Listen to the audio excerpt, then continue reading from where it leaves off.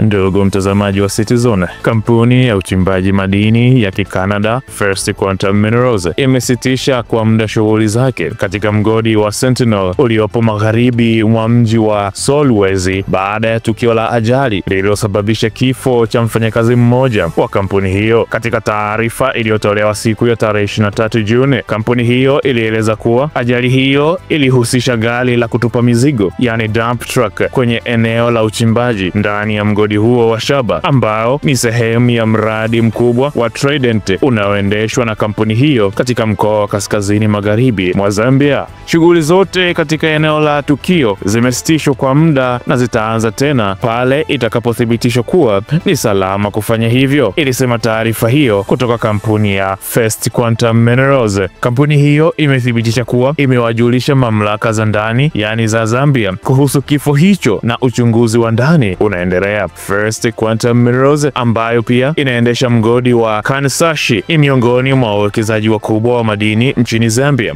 Hata hivyo, rekodi za kampuni hiyo imechafuliwa na matukio kadhaa ya vifo kazini katika miaka ya hivi karibuni. Mnamo mwaka 2023, mfanyakazi mmoja alifariki baada ya ajali ya gari la dump truck kwenye mgodi huo wa Sentinel. Aidha, matukio ya vifo vya wakandarasi kadhaa kwenye mgodi wa Kansashi pia yameripotiwa. Katika tukio jingine mwaka jana, ajali kati ya vifaa vizito vya kuchimba ardhi, yani tracked dozer, na gari ndogo vilisababisha kifo cha mfanyakazi mmoja. Mnamo Novemba mwaka uliotangulia, wakandarasi wawili walipoteza maisha katika matukio tofauti. Tukio hili la hivi karibuni limekuja wakati ambapo mataifa mbalimbali ya Afrika yanaendelea kuchukua hatua kali dhidi ya kampuni kubwa za kigeni zinazoendesha shughuli za madini, zikilalamikia ukiukwaji wa mikataba, kutolipa kodi na mapato ya serikali. Wiki iliyopita, nchi ya Niger ilitangaza kuondoa umiliki wa mgodi wa urani, yani uranium, wa Somere kutoka kwa kampuni ya serikali ya Ufaransa Orano, ambayo imekuwa ikiendesha mgodi huo tangu mwaka 1971. Nchi jirani kama Burkina Faso, Guinea na Mali nazo zimeanzisha mchakato wa kupitia upya mikataba ya madini kwa lengo la kuongeza mapato ya taifa. Katika hatua nyingine, serikali ya Mali imesitisha usimamizi wa kampuni ya kikanda ya Barrick Gold International katika mgodi mkubwa zaidi wa dhahabu nchini humo, ikidai kutolipwa kwa kodi na ada mbalimbali za serikali. Mnamo mwaka 2023, First Quantum pia ilipoteza udhibiti wa mgodi wake mkubwa wa shaba